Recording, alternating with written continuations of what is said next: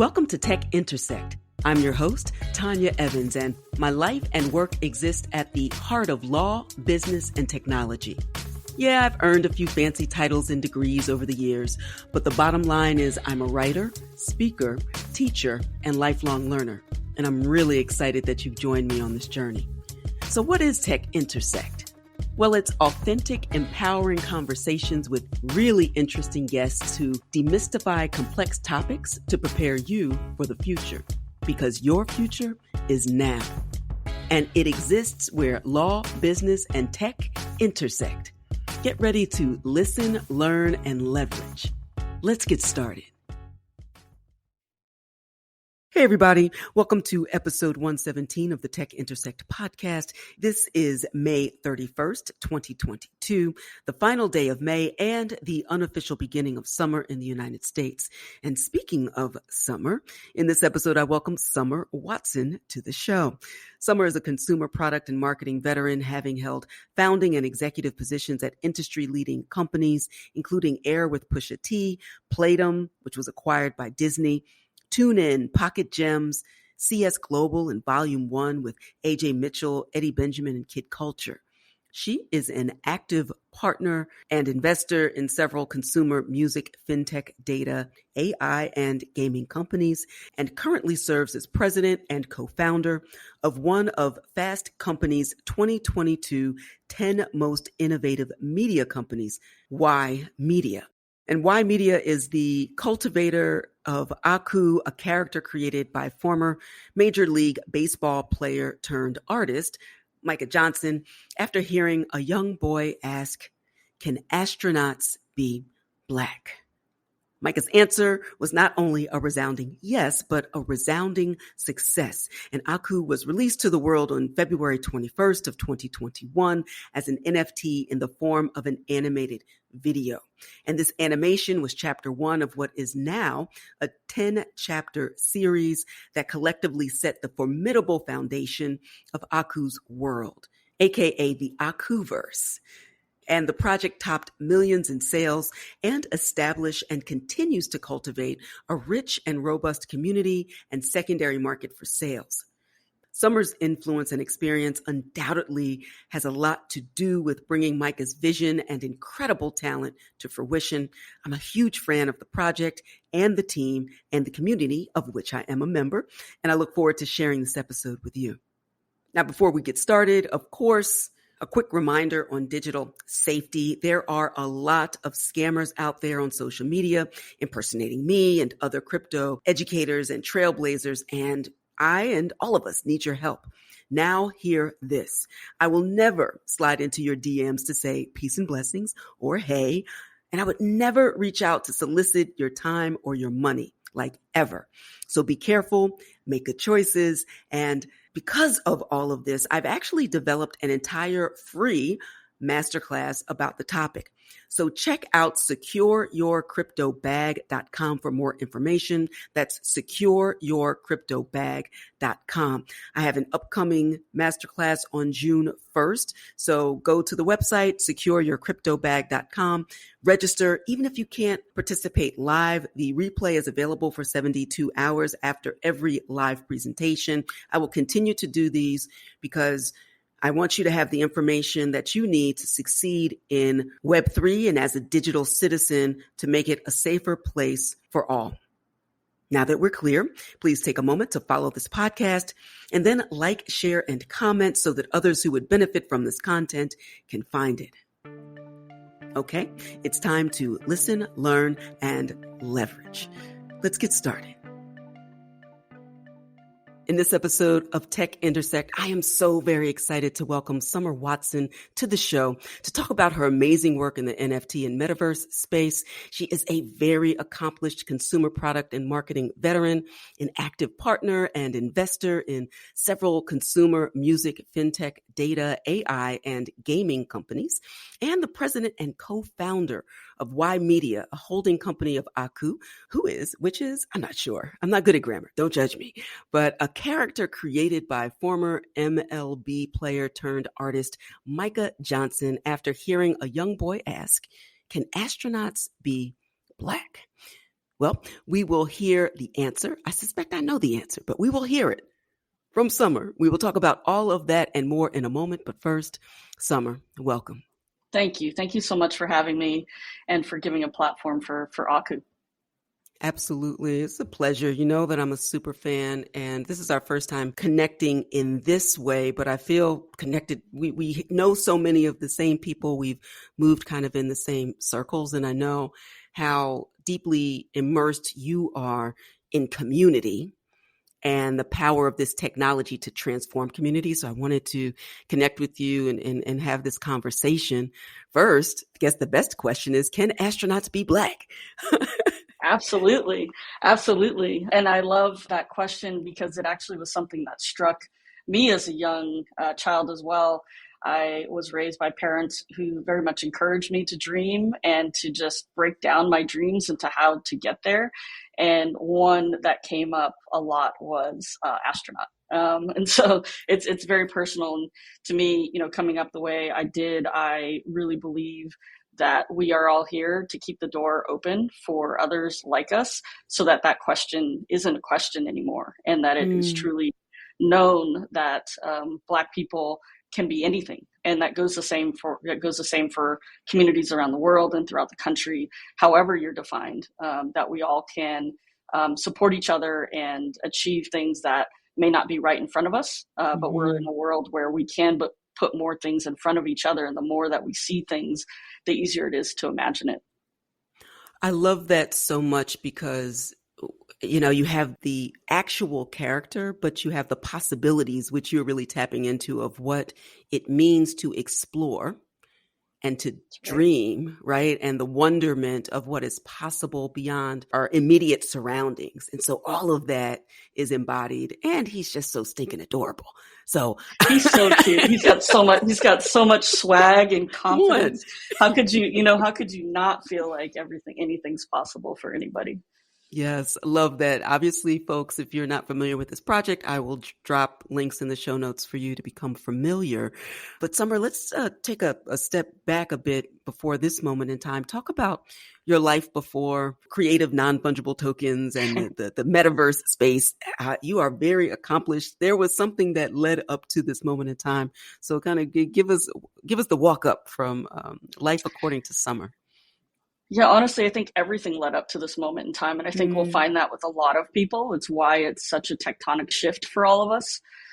For me personally, I've spent most of my career and really started my career early. I'm a workaholic, so I did get started even as a young child trying to get jobs. While I was in school, I was just determined to get to work. But I spent most of my career in traditional entertainment, as well as in Silicon Valley tech. And so this became really the perfect melding of everything I've spent time and been passionate about. I, on top of that, had a little detour with law school and practiced law did not for know a bit. that. So it all comes together. Okay. It comes in handy. I'm not the internal lawyer or the expert, but I know enough to spot the issues and raise my hand if needed. So most pointedly through college, I was studying math and computer science at Stanford during the day, and then would drive to nearly sometimes over an hour to Oakland to work at an independent record label. In the same building was a group called Quantum, Soul Sides. Let's go. DJ Shadow, Black Alicious, those folks, and Hieroglyphics. And my label was ABB Records. We worked with Tafari, Dilated People, Foreign Legion, a great group of people. And so I've always had this split between the creative and the technology, and really trying to bridge those two. So it was the perfect place to land. I worked also in traditional in fashion. So the first company I ever started was an experiential agency for luxury brands and fashion brands, and helped launch Tom Ford's standalone brand, both for his beauty line and sunglass line. And then eventually our company went on to help, obviously, his entry into back into the fashion world after he left Gucci. And also a bit on the Hollywood side, having spent time with Skybound on the Walking Dead franchise and trying to bring that into interactive storytelling. And then in Silicon Valley, I started with Playdom, which was a Facebook game company when I started, pivoted into mobile games, obviously, eventually, and were acquired by Disney. Left there after the Disney acquisition to join TuneIn, which is an audio app, lets you listen to live radio streams from around the world. And went back into storytelling. So Pocket Gems, an episode, which is a platform for interactive stories for a largely young female audience. And there we did both storytelling on our own, but also built a platform for anyone to tell stories. So altogether, at the time, had about 80,000 stories created by the community, but also stories that we penned ourselves and in partnership collaboration with IPs and social media creators like Cameron Dallas on the social media side, Demi Lovato on the talent side, and Pitch Perfect and Clueless on the traditional brand side, traditional entertainment brand side. And right around that time, getting back to the notion of community and people supporting each other, a very good friend who I had worked with originally at Playdom. I was at Playdom before I was acquired by Disney, and he was at TrialPay, which was acquired by Visa. Kai Sheffield, who is, I imagine, also in your circle. Yes, very much so. Brought me deep into the depths of Ethereum. I had only been, playing around with Bitcoin up until then. He became obsessed. He got me obsessed, and the rest is history, truly. It was just such an exciting thing to think about, both from a technology perspective of how to build permissionless systems, but also, it was and it has always been very key for us to think about how it makes systematic shifts and opportunities open for people who look like us, for people who have backgrounds like us, whether that is gender, race, but also, our professional backgrounds. And so when I got a call from him in this is now fast forward. So when we first started getting deep on this together, it was 2017, 18, got another call from him at the end of 2020. And he said, it looks like to me that NFTs are going to have a heyday in the next year or two. Maybe it'll take 2 years, but I think my thesis is that it will come in through culture and through creative and through the arts. And that's how people will understand it. And it might actually hit the mainstream. And Summer, I'd love for you to consider bringing in some of your network. He knew I was very good friends and business partners with Pusha T at the time, who I'd met while I was at TuneIn. Had obviously a network from my early days in music and some of these other places that I mentioned to you. And he said, we got to think about, how some of these folks can come into the space. Push and I started really strategizing around how he could get more active and organically, but also learn along the way.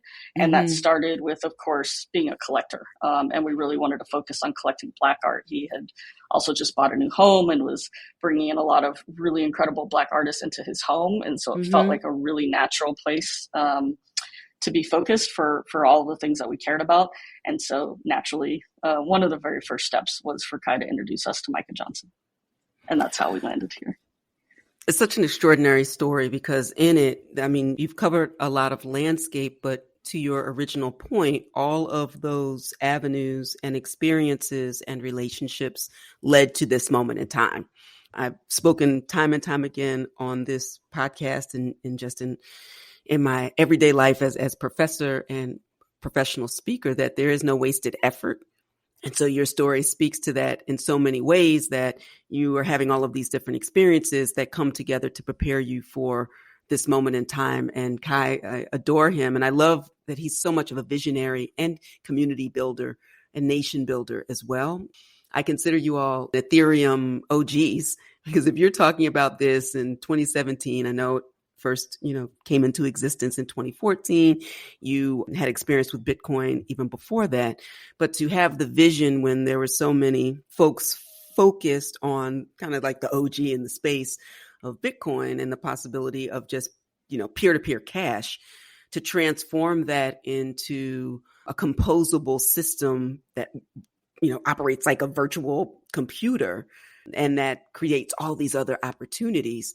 And, final point, to have the access point to non-fungible tokens and what that means with the use case of creativity and collectibles.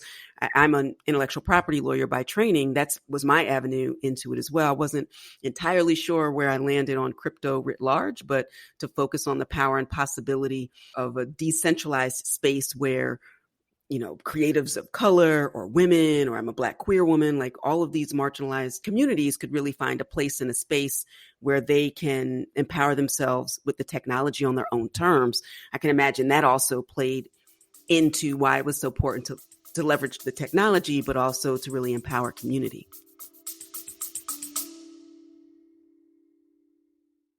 You love listening to podcasts, but have you ever thought about starting your own podcast? Maybe you want to build a brand, grow your business, or are looking for an excuse to talk about your favorite hobby. Whatever your reason for making a podcast, Buzzsprout is the place to start. Since 2009, Buzzsprout has helped over 300,000 people launch their own podcasts. Buzzsprout walks you step by step through the whole process and will give you powerful tools to start, grow, and monetize your podcast. Ready to get started? Click the link in the show notes to get our free step-by-step guide to starting your podcast today. That's right. That's exactly right. And I think if we go back to most people in the space, they'll point to a person who brought them in, right? And I think that's something really special about it, and what has made it what it is, especially in the bear markets when it's very easy to give up, and to get discouraged. We've all been through at least one big one by now, and certainly a bunch of little bumps in the road. And the longer you're in the space, the easier it is to see past those, because that is when you really get to hunker down and build with the people around you. And to your earlier point, I 1,000% agree. It's always, for me, been about the journey. It's about the work. It's about the everyday. That is the exciting part. The knowledge that I get to build, the networks that I get to build. And I find that the network that I build is strongest when we've done something together, right? Like you meet a lot of people in passing, but the ones that really get sticky for me are when we've experienced something together, or even better, when we build something together. And building doesn't mean that you have to be an entrepreneur. I think that word gets used a lot in a way that makes it feel discouraging. If you don't have the frankly the luxury or even the appetite to be an entrepreneur, you're building wherever you are, whether you're at a huge company and you're building on your project or your day-to-day.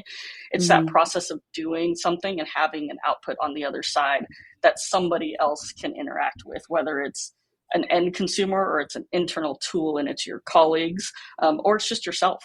That to me is really magic, and that's where community comes in. And that time at Pocket Gems was really a time for me to really dive into that. That community was just so tight knit and so well defined, unlike anything I'd ever seen up until that point.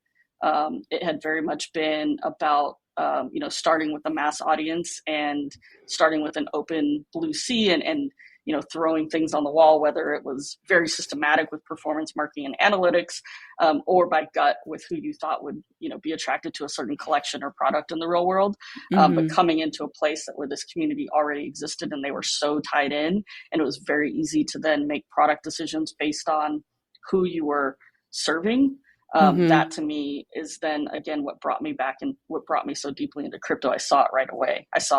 You can see how, what everyone is driven by and what they're trying to do together, that knowing how to speak to them and build something for them felt very natural. I just went off on a whole tangent there. No, I was looking for my tambourine while you were talking. I was like, this is a shout moment.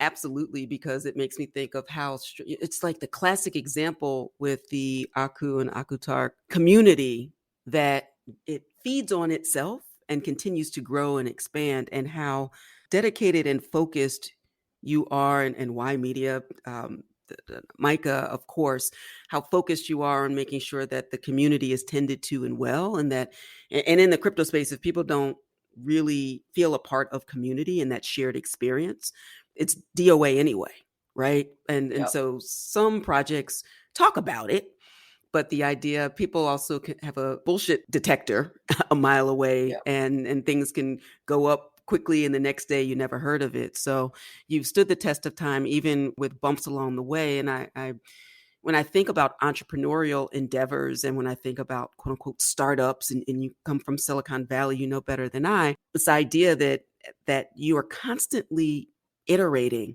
You're oftentimes building the plane while it's flying, and that's the nature of it.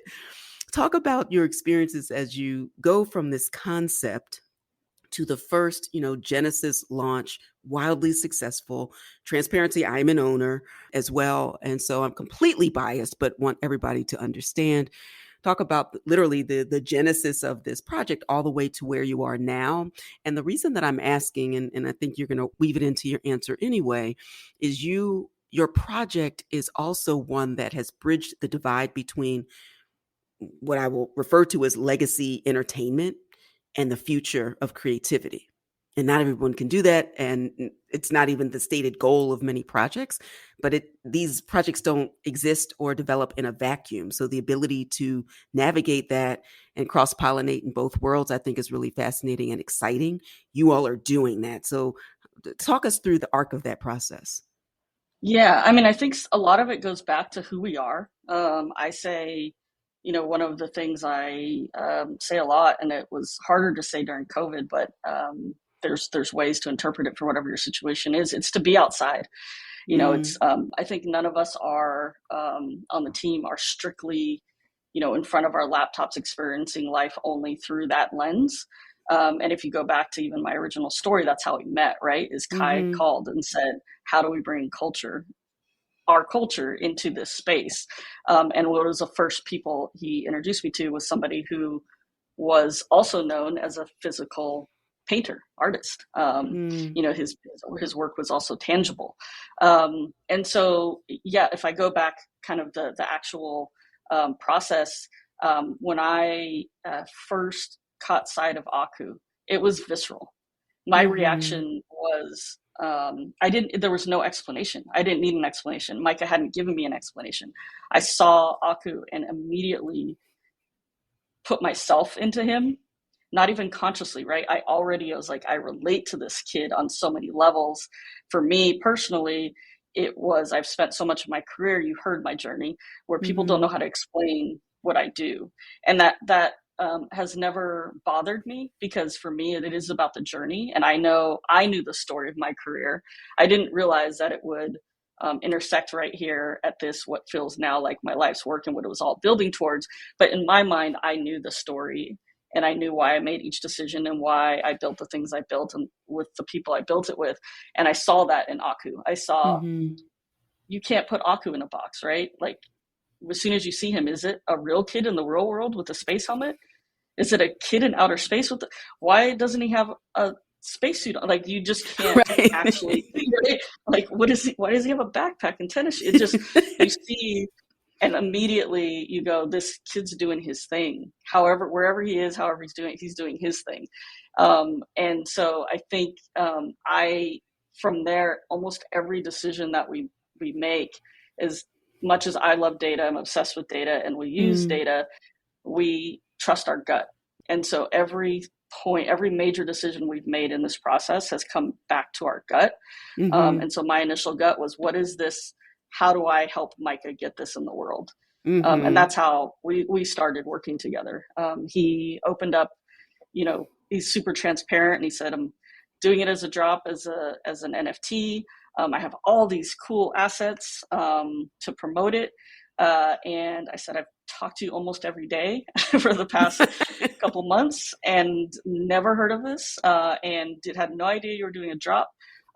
Where are you going to put these assets? I'm going to tweet them out. I'm like, great. Let's see if we can get a few other people to tweet them out as well.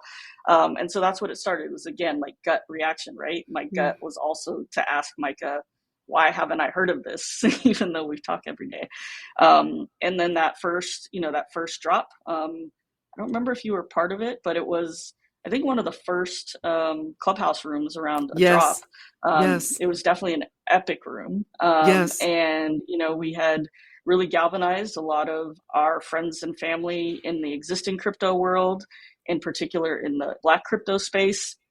And then, of course, brought in people from the crypto curious, but not as deep in crypto yet space, Upscale Vandal, Pusha T, Curtains, all these people that came in and helped amplify it in culture circles. And it was bigger than I think we expected. I remember that Monday morning afterwards, it was just.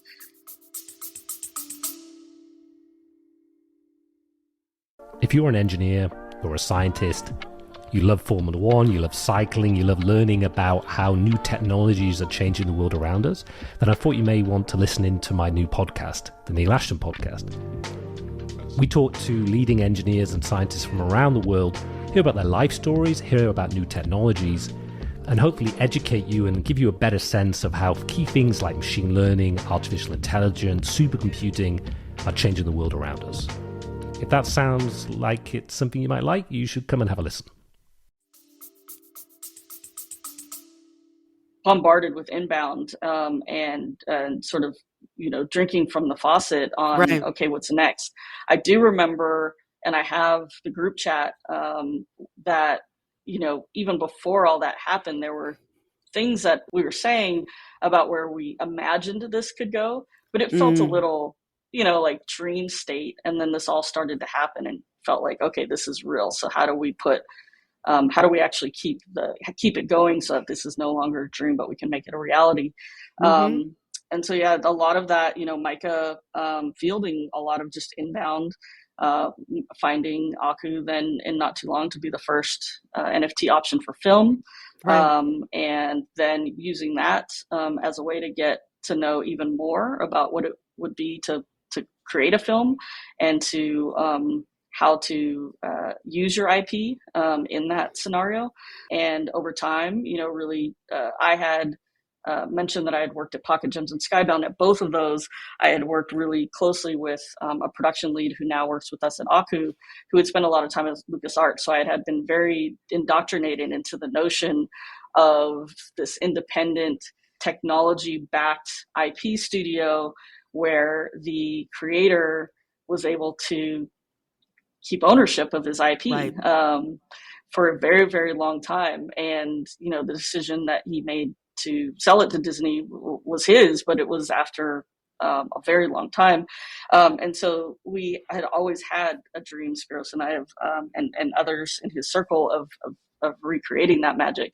As I think Micah also on his journey got to learn all the different possibilities of creating traditional media company and media IP, came to the same conclusion. And so again, just with our gut and with, what we, who we are as people, it all led to this. Also pretty early on, Micah had mentioned to me that he wanted to do a huge installation at Art Basel. And this was maybe, March or April, 1 to 2 months in. And I would say most people, if they were even considering doing something at such a crowded space, would say, let's do a little cocktail party at a store. And he said, no, I found a space. It's 30,000 square feet and I want to do it for a few days. And that's the sort of thing that, you say that to most people and they're like, okay, that's cute. Like, good luck. Now, about our cocktail party. Right. But, we pulled it off. And so again, it was looking at who we are, what we care about, and just trusting ourselves to execute at the levels that we believe we can. And frankly, never being afraid to lose. Like, never in my life have I been afraid to lose. I was built up, like I mentioned, with just all the confidence in the world from a really supportive family who just never tells me what I can and can't do. They just, watch. And even when they don't understand, like really basic things. When I was working at the record label, my mom was super confused and thought I worked at a record store, right? Because she's like, how are you working at a record label in Oakland while you're in school? What are you talking about? So even when they don't quite understand, they still are there. They're telling everybody they know. To this day, my mom will tell people, yeah, she worked at one of the best record stores in Oakland. I'm like, that's not what I did. But, they're super supportive. And I think Micah has told a similar story where, the game of baseball is really about losing. There's so much more losing than winning. And so you absolutely have to love the process and what you're doing in order to get there. And so when you do love the process and you trust the process, you trust yourself to execute on that process. And so, everything we've done since then, has been about creating that next generation Web3 native media company for us, by us. We've got this really special character, and we feel a responsibility for as many people as possible to see him. Everybody, we see all sorts of people. I think part of the magic is he has this helmet on, and so we all can put ourselves there. I'm Black and Chinese. My mother's Chinese, my dad's Black, and we had a Chinese community really bubble up organically, and they're so enthusiastic and so proactive. And it's like when you hear people talk about what brings them to Aku and why, we all have a very similar story. It's about dreaming, and it's about not listening or letting other people's doubts, frankly, sometimes about themselves, be put onto you, right? And watching, we have in our Discord a channel, Your Aku Story. If you go through the history of that, of just how people came to Aku and how he intersects with their personal stories in their lives, honestly, it's some of the most moving stuff I've ever read. And there's no way that I can see those things every day and not feel a deep responsibility to sleep very little and get it all done. And as you mentioned, it is just, there's so few times in the world we really get to rethink systems. And, I was attracted to the space thinking about how financial systems could be reworked. Just even thinking about, the ability to use your liquid assets in ways to get things in life that aren't as blocked by your credit or your credit score, or whether you get a W-2 or a 1099, right? Like all these things that can be blockers to us, that have been blockers to me, especially as an entrepreneur, that's what started. And then now in this sort of creative renaissance, even more, I think if I look back, most of my career has been really about supporting huge creatives, and helping them build real businesses and real ability to live through their art and not have it just be a hobby.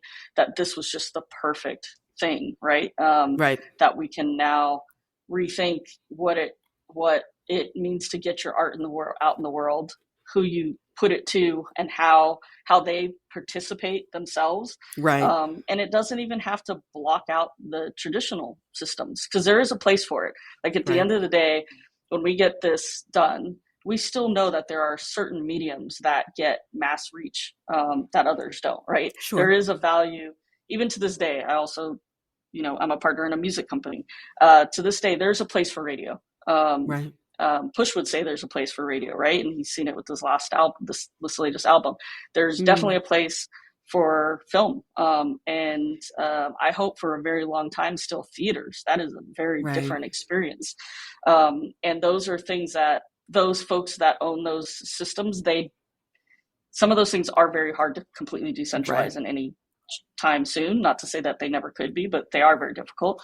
And those people can participate in these systems as well. At the very simplest, there are products, and I had an early idea with Kai, in fact, around sort of like a, lack of a better word, a stock market for songs, right? Where fans could participate in songs as tokens, and even as they're played in Spotify, right? But labels could as well. They could, rather than take the big upfront cost on, essentially investing their, often they're bankers at this point, in an unproven artist, they could go and start collecting a catalog off of songs that are publicly available in that same way. So there are ways that everyone can participate in these systems if we're thoughtful. And so, it's really exciting to think where we could end up in a place where we can still have ownership and, more importantly, control over the creative for Aku and how he's leveraged, right? Because there are some things there that are going to be very particular to, as much as he can and should relate to everybody, he also will relate to certain people in different ways, right? Like I think about Black Panther and the way that it was for everybody, but there's definitely things in there that were for us, Right. and Barack Obama, he's for everybody, but there's definitely every once in a while he does a couple things that are, for us. Great And examples. and Great that examples. and I think that's important. Like, we can't lose ourselves in the fight to have the platforms that we haven't always had. We shouldn't, and this goes for everybody, right? Coco is another great example that we shouldn't have to erase those identities either, and instead Right. bring people into those identities so we can all really individualize each other. It takes more work to look at each person as an individual and really get to know them, but it's worth it. We hope you're enjoying this edition of Tech Intersect. Our conversation will continue in a moment, but first, a word on an exciting opportunity. If you've tried to figure out crypto, DeFi, and NFTs on your own on YouTube University or Podcast College, and all you have to show for it are a lot of questions, but little, if any, forward progress, I invite you to visit AdvantageEvans.com to get the answers you've been searching for about how to buy, store, and trade crypto and NFTs, and to access DeFi safely, legally, and confidently. Advantage Evans Academy offers everything from full-service VIP onboarding to prof-guided on-demand and cohort-based courses, as well as an engaging, informative, and supportive membership club, AE Explore Live, for as little as just $1 a day.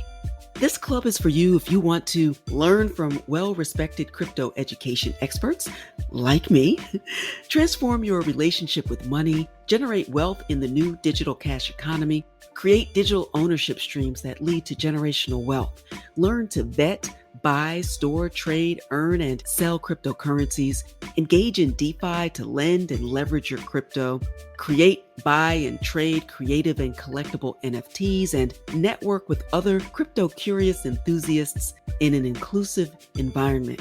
You'll gain all of that and more in a wonderful community of like-minded, lifelong learners ready to get in and to win.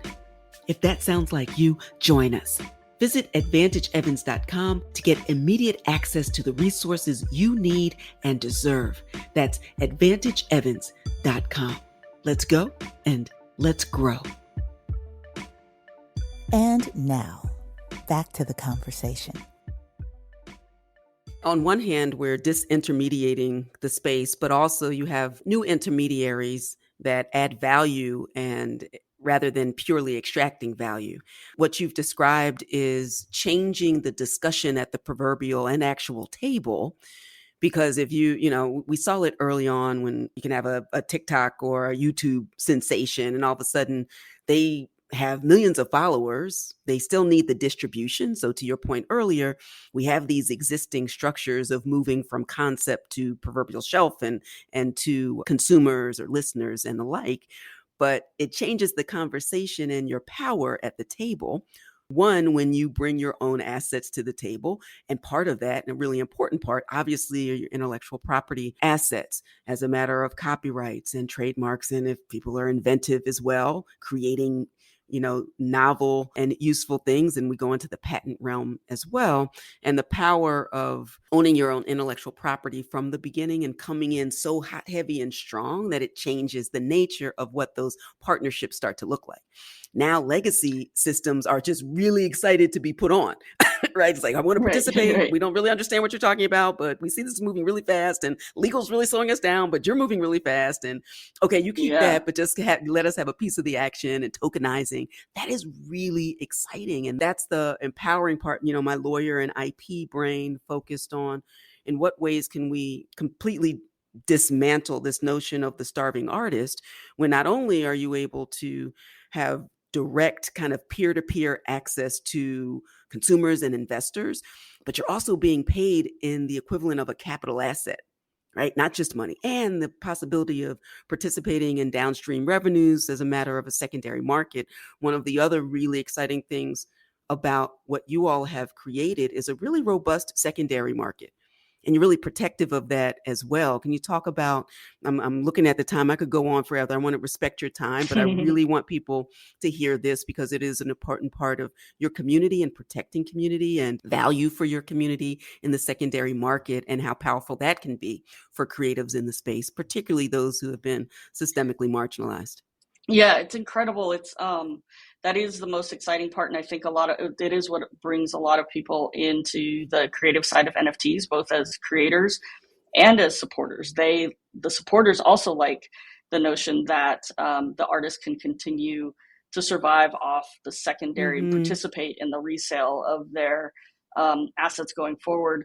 I think this brings something really interesting, just joining it with your last comment around IP ownership, that we can also think about Aku as a entity. That's right.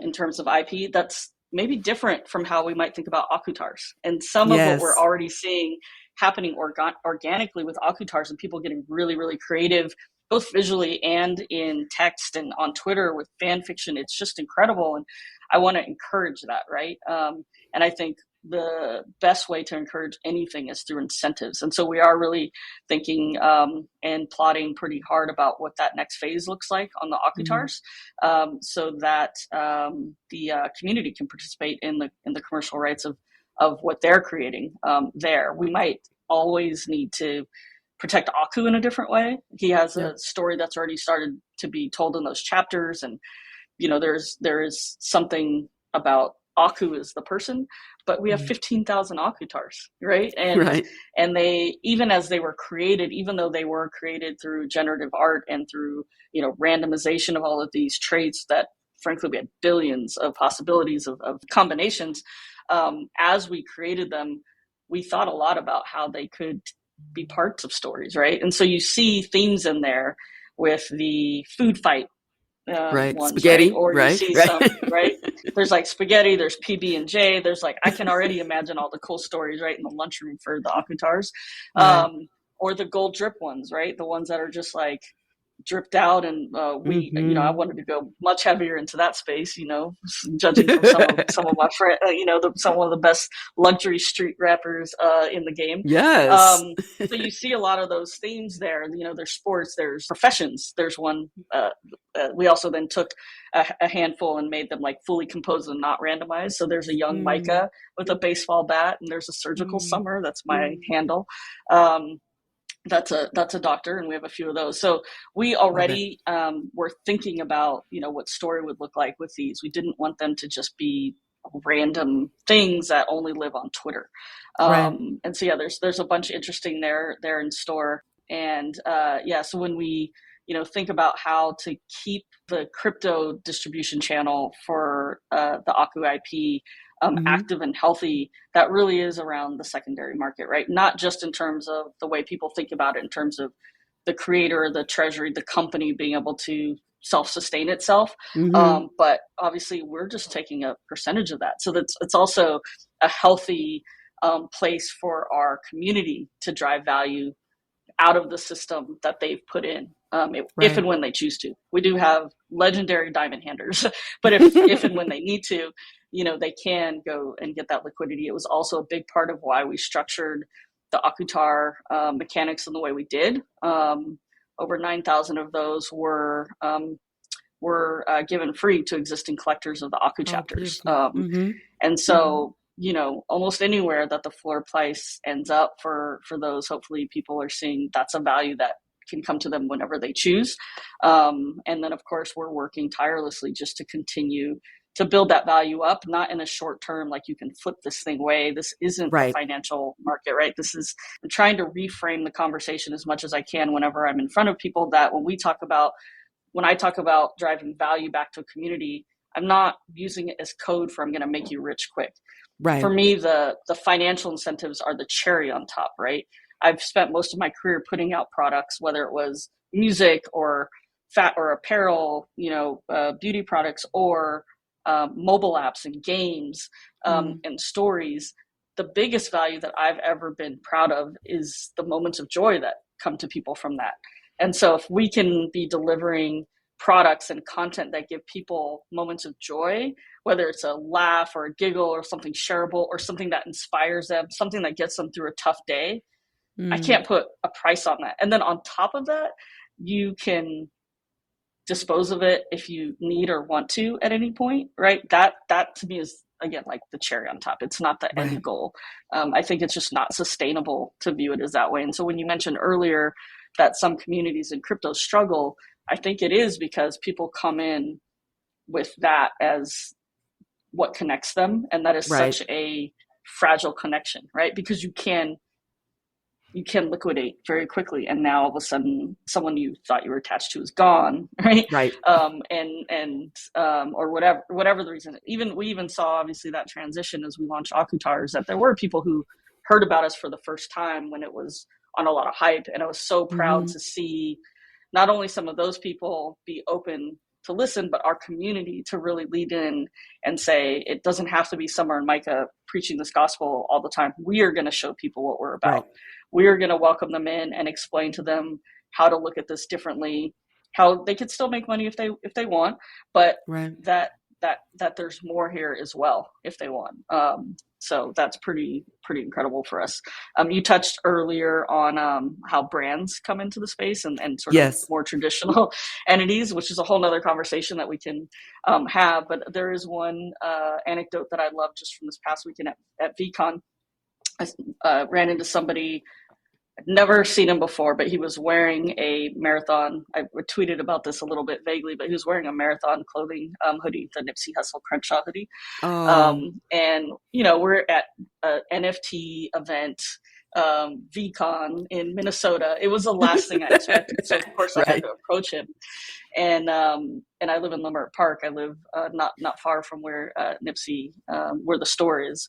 Was. And so we struck up a conversation and he said, actually, I had an Akutar. And I ended up selling it because I was actually put off by the big brands that came in. It made me feel like it was too corporate. And so I explained to him how these brands came into the picture and how organic it was. And it really wasn't like as we started talking to some of these folks, we said, hey, this isn't a goal of ours to bring a bunch of brands in. We think the Akutars will do their thing on their own, right? We have a really strong base. We just really want to win with people we love. I say team wins only all the time. And that's what's connected me to Push and Upscale Vandal all these years. We approach it the same way. Everything we do, like, no questions asked. We don't need, we're just team wins only. What do you need in order to win? What are you doing that I can support, whether it's publicly or privately?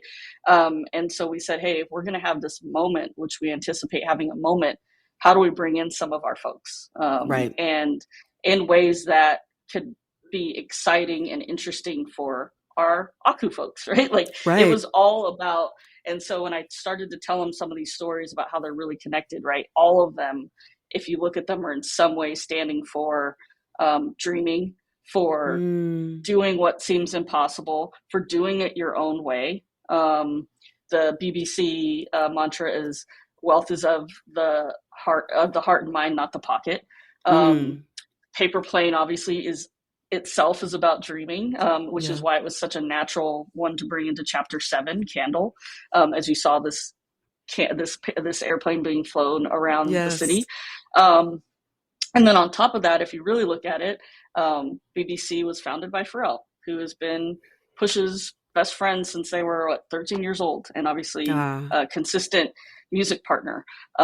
Paper Planes, founded by Jay-Z, who is also I'm going to get the title wrong, but I believe it's Chief Creative Officer of Puma. And Upscale Vandal helped in the early days of both BBC and Paper Planes, launching those as brands, and is also works with Puma as a public member of their collective that they just announced a few weeks ago, but also behind the scenes, he's worked with them for years, just as part of the Rock Nation Paper Planes family. Murder Bravado, Ev Bravado, and Who Decides War, one of the most incredible young designers ever. I've been obsessed with them for years. And again, really close personal friend of this whole crew. And when you talk to them, they've had all these incredible opportunities for their brand that they have turned down because they understand that they're building a legacy for their son, who they saw in Aku. All of this was organic. Like, no one came in here for a cash grab. Everybody came in and said, we just love Aku. They didn't say we want to get into crypto or want to get into NFTs. We love Aku and what he stands for. we saw what you did at Miami. We saw the chapters, we see his story. If you look at our launch video, nobody makes a mention of NFTs Right. because they're just attracted to Aku. And that wasn't from direction for us. I Right. wasn't even at those shoots. We didn't prep anything for that. We just asked them to talk about themselves and why they were attracted to Aku. And all of them, it's bigger. It's bigger. And so once I got to through that whole spiel and even more detail with him, just because obviously it was a full conversation, he went and re-entered the Aku Tar universe immediately. And then yesterday he texted me a video of him onboarding another friend. That's how it works. It just speaks to people in a different way. And I'm just floored that I get to do this every day. I think that's amazing. I remember seeing those Puma Akutars I thought were absolute fire. And I love this discussion and the explanation of how organic the connection is to the community of brands, in the same way that you have the connection with the community of individuals that come to the table in a larger community for a larger purpose. I could go on forever. This is the first. I was going to say we're going to have to talk about that Tommy Smith, because no one's talking about it, but we're going to need to talk. Well, some people are, but they're not talking about it at the level they should be talking about it. Yes. So we're going to talk about that. All right, excellent. We're going to have you back on. I want to create a whole Summer Says. So it's going to be like Summer Says or something like that. This is exceptional. And I'm so glad that we're connected and that I get to share this conversation with my listeners, this and what's to come. I will drop a bunch of links in the show notes to help people become familiarized. One other thing that I thought about when you were speaking about when traditional or legacy brands come into the space, it helps to build in terms of adoption. And so it's not an either or, but a both and that's really going to take this to the next level and really be the true fulfillment of, I think, what we both envisioned when we came on the scene with a gangster lean. But let's do this. Tell folks how they can learn more about you, your work, and obviously the amazing Aku. Aku is at Aku Dreams. On Instagram, there's a dot in between. Aku and Dreams on Twitter, it's just Aku Dreams. And also please go to aku.world to read more about our background, some of the press that'll explain more about Aku and of course our illustrious team. And then for me, I'm Surgical Summer on Twitter and summerwatson.v1 on Instagram. Excellent. Don't fall for the fakes, people.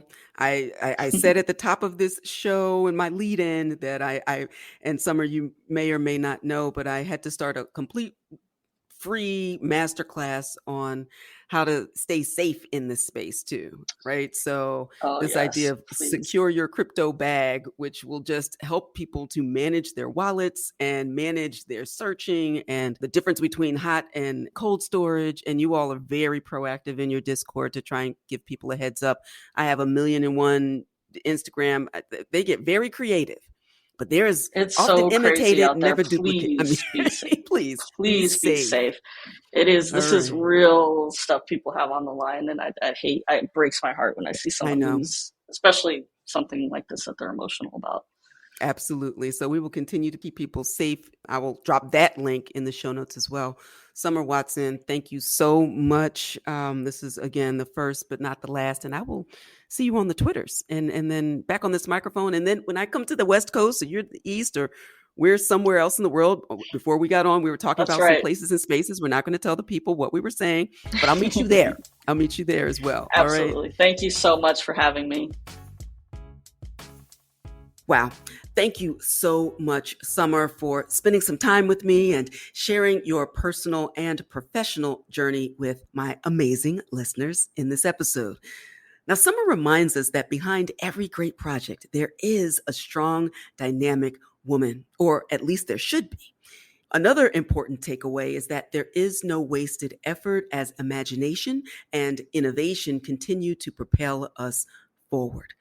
And also that the best projects in Web3 and in life are inclusive on all sides, from creativity to concept to iteration and implementation. We all benefit from participants with a diversity of background, culture, experience, and point of view. So take your time, but don't take too long. The future is now, and it begins with you. One other bit of fantastic news that I would like to share with you is that Misha DaVinci, who is an author, she's a blogger, she has a newsletter this week with Misha DaVinci to stay ahead of the future, to master Web3, to be at your best in the new economy. Her website is mishadavinci.com. I'll drop a link in the show notes. She also has a Web3 course and community that you can enroll in at mishadavinci.com. And on Sunday, over the holiday weekend in the States, she also released her top 20 podcast episodes of 2022. And Misha highlighted this podcast, Tech Intersect, in particular, my episode 109, with Professor Michelle Neitz, educating regulators, lawmakers, and stakeholders about blockchain and social good. So I'm really excited to have made this list. There's some incredible pods out there educating folks in the space. Decoder, which I've been on as well with Nilay Patel, who's at Reckless on Twitter. Bankless, NFT Now, Where It Happens, On the Other Side. Proof, the Unchained podcast, which I've also been on with Laura Shin, and Laura Shin has been on my podcast as well at episode 100.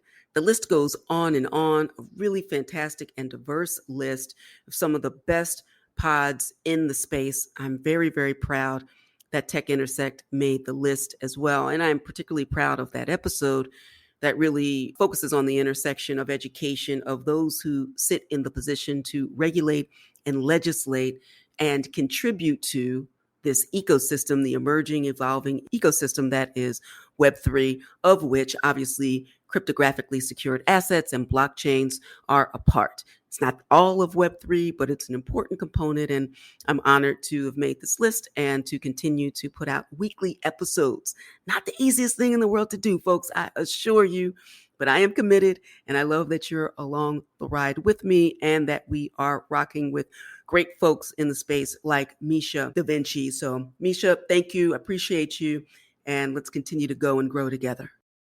Okay, before we sign off, please take a moment to like, comment, and share this episode and this podcast with your networks. Follow me on social media and let me know what topics you'd like to hear more of and who you want to hear from. That's all for this episode. Until next time, continue to shine. Stay in touch with host Tanya Evans via your favorite social media. On Twitter at Tech Intersect. And on Instagram via the handle Tech Intersect. This podcast has been produced by Stephanie Renee for Soul Sanctuary Incorporated.